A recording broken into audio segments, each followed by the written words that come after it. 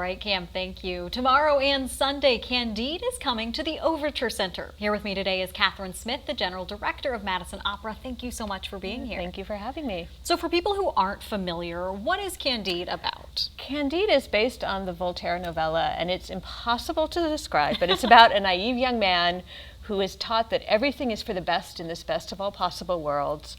And then he discovers that that is not the case. And he goes on this series of adventures. There's a shipwreck, there's an earthquake, there's an auto da fe. People die, then come back from the dead. And finally, in the end, he realized the world is neither good nor bad, but what we make of it. So a lot going on there. How long have your performers been rehearsing? They have been rehearsing for about 2.5 weeks. We had our final dress rehearsal last night. We open tomorrow, and it is an absolutely extraordinary cast, and our chorus is extraordinary too, and they play so many different roles. Yeah, I know as I was looking into this, you all are doing some pre-show talks before each performance. Tell us a little bit about what people can expect at those. Pre-show talk, well, it's me giving the pre-show talk, so they can go. expect me. It's a half-hour discussion, in this case about Candide, about Voltaire, about how this piece came about, because it had the most interesting history. It was written during the McCarthy era, communist witch hunts. It flopped. There were different versions. There's 6 different versions of this piece. It's sort of a make-your-own adventure opera. Interesting.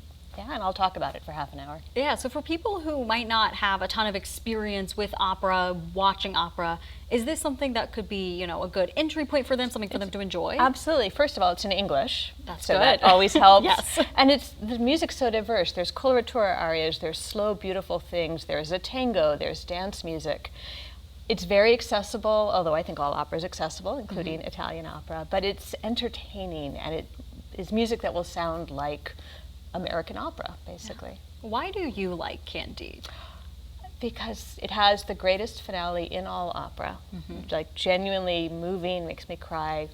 It's funny, it's moving, it's philosophically deep. It's all these things, and among all, it's just phenomenally entertaining. And that's, sometimes you just want to be entertained.